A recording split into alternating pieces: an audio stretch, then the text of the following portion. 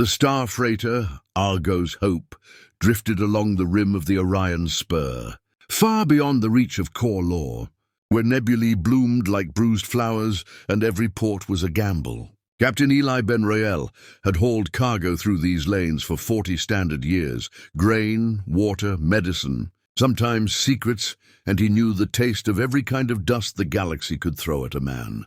On this run, he carried 2 passengers, a wide-eyed kid from the core named Cale, who dreamed of making his fortune, and an old wanderer called Teacher, who never gave another name.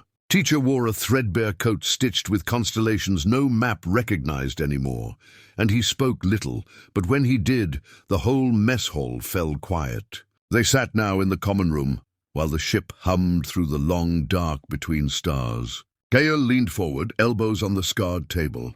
They say out here a man can become anything. No guilds, no licenses, no blood debt ledgers. Teacher poured tea from a dented pot, steam curling like incense. Listen then, he said, voice low as a drive core at idle, to an old frontier tale that happened long before jump gates or fusion bottles. Same stars, same hearts, and he told the story. Long ago, when the galaxy was young and the first colony arcs were still scattering humanity like seed across the void, there was a frontier world called Haven.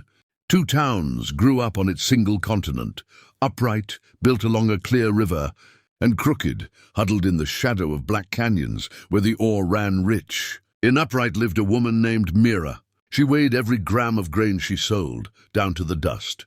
When refugees came fleeing war on the next system, she opened her silos and fed them for free until the next harvest. Her neighbors called her soft. She called it insurance against a hungrier tomorrow. Her barns stood full season after season, and when raiders burned half the town, her untouched fields fed everyone through the winter. People still speak her name when they share bread. Down in Crooked lived a man named Dathan. He had scales too, but his thumb always rested on one side.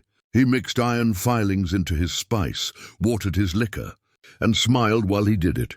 The market rewards the clever, he bragged in the cantinas. His vaults overflowed with credits. He bought private shuttles, armed guards, a mansion carved into the canyon wall. Everyone envied him. Then came the year the sun flared. Solar storms fried the planetary grid. Shuttles fell from the sky. Comm arrays went dark. No freighters could land for 8 months. In Upright, Mira's honest weight had earned her friends on a dozen worlds. When the silence broke, the first ships through the radiation were old trading partners who remembered her kindness. They brought reactors, seed, medicine. Upright rose from the ashes stronger than before. In Crooked, Dathan's guards deserted the moment their paychips went dead. His buyers, cheated for years, sent no help. Raiders he'd once hired to intimidate rivals came back for him instead, clutching bags of credits no one wanted anymore.